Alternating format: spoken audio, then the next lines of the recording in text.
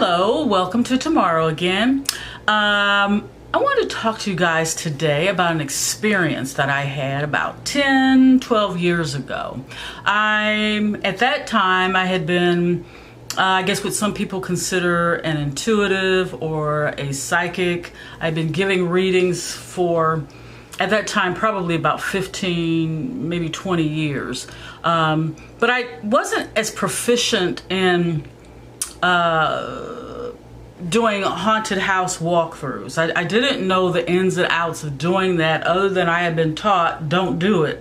But because of circumstances in my life and in my past and in people that I love, the experiences that they have had that have haunted them, I wanted to know what it was. And I learned that all of these entities, I'll call them for lack of a better word, they are all different. They're not all one thing. They're not all bad intentions. They're not all good intentions. They're very, very different. And I've learned that there are layers to their communication.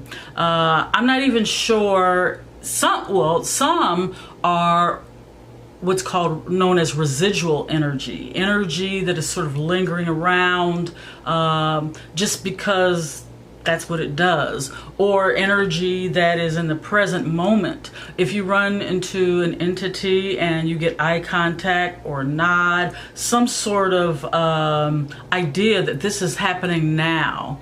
You know, some of the entities that we've run across have actually been from another time, and I don't mean residual energy from another time. I mean current active energy from another time, another year, either a future time or a past time. That's why I know, even though I don't understand time travel, I know that it will be a thing because I think some of these full-bodied apparitions that people have seen are actually from another time.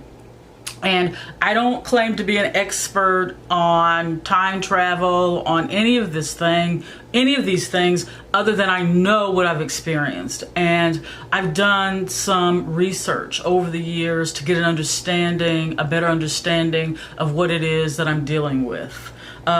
So my friend had called me to come over her house because she felt like this entity in her house was getting more and more active. Mind you, she had told me about this, probably a year or so before, and had a certain conversation with this entity, and some of which, you know, I didn't really know what to make of that, other than I had done haunted walkthroughs at that time. I've seen full-bodied apparitions before with my own eyes, so I knew it exists. I just didn't know what to make of it. So she asked me to come over and see what I felt. Well, first of all, I didn't feel anything. Sorry, you guys, there's a truck outside the window.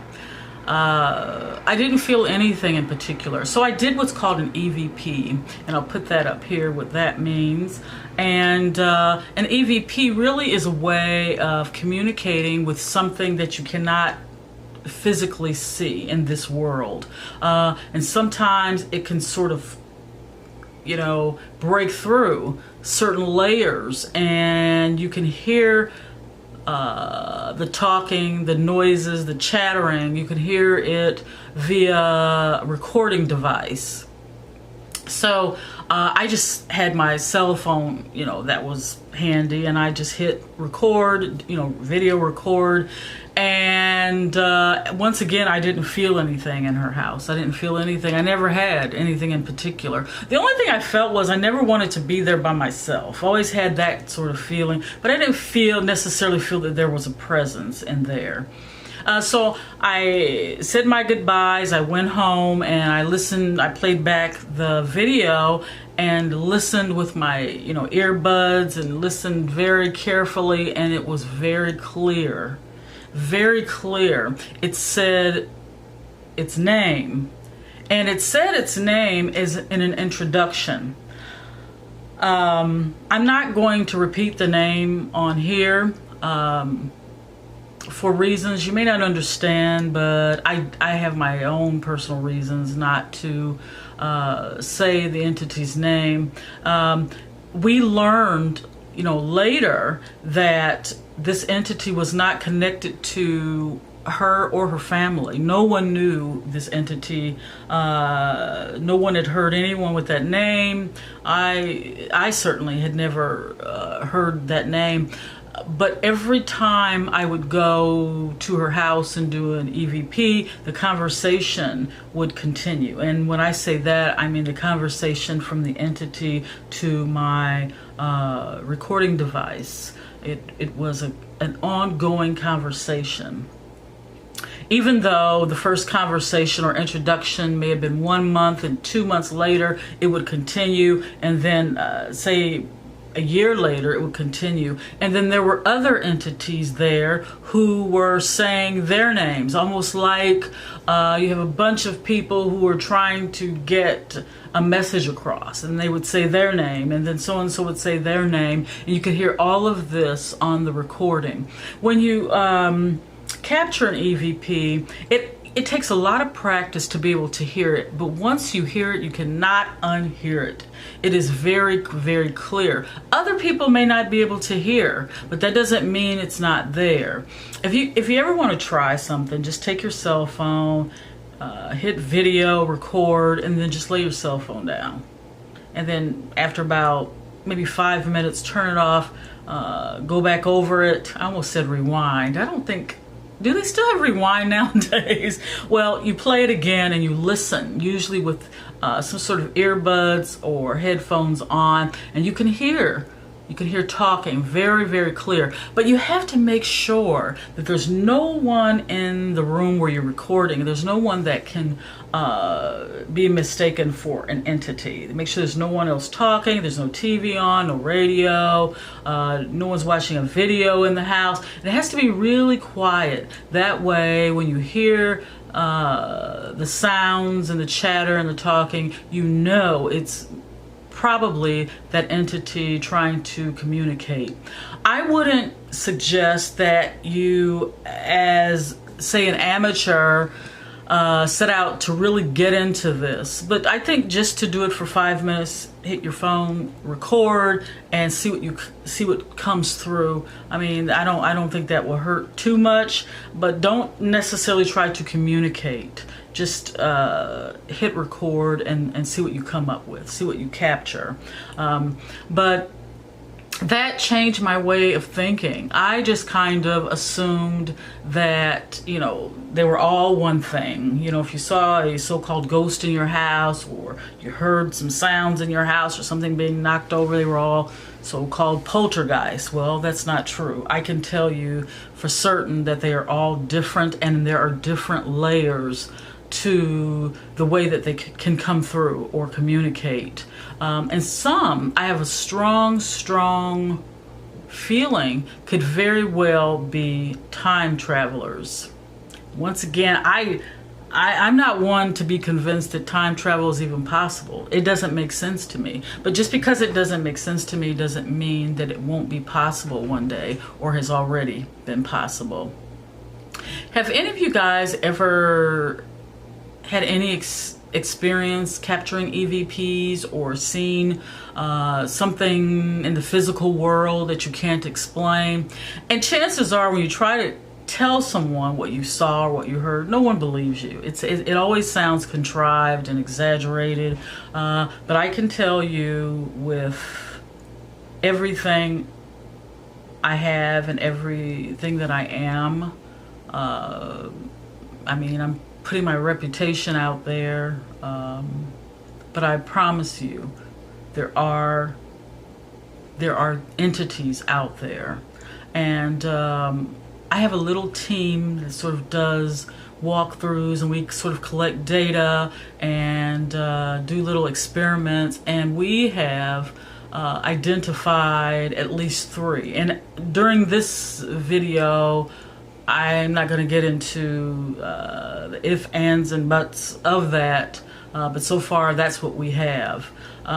So if you live in a house that you feel is haunted, or you feel is being invaded by spirits or even residual energy, my advice would be to don't give it a lot of energy by reacting in fear. I would open my windows and I would let it air out, and I would sage the room or sage the house. You don't necessarily have to use burning sage. They have sage now that you can just sort of swipe across the highest part of the wall, and make sure you get every corner, and make sure your intentions is for you to have some peace. Yeah, that's at this time all I really know that can be done. I mean, you can burn incense, you can burn candles, you can do some research, try to protect yourself with whatever your beliefs are, whether they are religious beliefs or, you know, no matter what it is, whatever you feel protected by. I would encourage you to employ those ways. I would encourage you to go with what feels right for you. I don't think there's one way. I think intention is probably the number one thing. Once you've decided what your intentions are, you know, you're just curious, or you're just wanting to evoke something in particular, although I wouldn't advise that, or you're just doing research, and that's in that case, that's what I do. I'm doing it for research, so that I can get personal answers and educate you guys via YouTube and other venues. So let me know in the comments section what your experience has been with so-called ghosts, spirits, entities. There's one I just wanted to talk about really quick, and that is, some people refer to this entity as Shadow Man, Dark Man, Coat Man. And it's almost always a masculine figure wearing some sort of coat or hat. If you almost like Freddy Krueger, almost like Freddy Krueger. You know, I wonder sometimes if that's where that character came from, if that's what it was based off of, people's nightmares. And usually Dark Man comes two different times. One is when you're asleep, and one is when you're in trouble or you're going through something in particular. Some people look at Dark Man as a rescuer, a sort of helper, a sort of angel on earth. And some people look at Dark Man as something to be feared, as a so-called dark energy. Well, what you feel without preconceived ideas, what you feel is usually the intention that's coming at you. So that's why I would suggest, if you have any sort of entities that are bothering you or that are showing up and you're just kind of wanting them to go away, I would suggest to consult a psychic medium who is experienced, who is very honest and straightforward, and who is also a very strong empath. Usually that would include a team of people, because it's very difficult to find that in one person. For me, I am an empath. I am a very strong empath, but it seems like my sort of skills are geared toward two things: seeing what's ahead and seeing what already happened. But the problem is my timing. I really, and I've tried my best, when I make a prediction, you know, something's going to happen this year or this town, it's very difficult to pinpoint that unless you're in the town at the time. I've even thought about testing my abilities by going to the town where the missing person is. And if I ever get my funds together to do that, that's exactly what I will do. And once again, I'm not in a position, I'm not going to put myself in a position of saying who I think did it, who I think is responsible. I'm not going to say, yeah, that person did it, that person's responsible.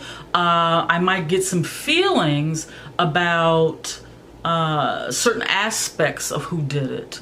But I'm not going to name who did it. I think that puts me in a certain position that's not wise to put myself in. But I would like to concentrate on the where. Where is this individual?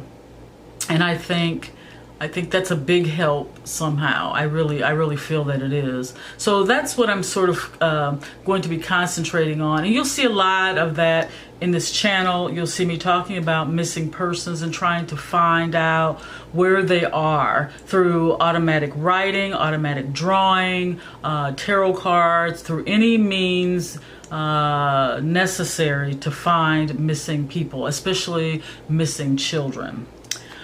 I hope you got something out of this video. I hope it helped. If you were in a situation where you are dealing with the stress of having entities in your house, I hope this has somehow helped you. And if you found ways to cope, please share in the comments. I think the idea is to help and support one another through this, because we are a very small community. You know, most people aren't going to really acknowledge these entities. Most people are either afraid, or maybe they have certain beliefs that prevent them from delving into this. I think my motivation is not only to understand the things that I've seen, the things that my loved ones have seen, but to help people who are dealing with these types of situations.